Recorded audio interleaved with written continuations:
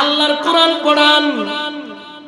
আপনি আপনার সন্তানকে যদি আলেম বানান, আপনার সন্তানকে যদি একজন হুজুর রেখে সুন্দর করে কোরআনের শিক্ষা দান করেন, আমার নবী বলে জানো, যেই সন্তান কোরআন তেলাওয়াত শুদ্ধভাবে করতে জানে, তরজমা করতে জানে, হক্কানি আলেম বনে, ওই সন্তানের মা বাবা কিয়ামতের ময়দানে দাঁড়াবে।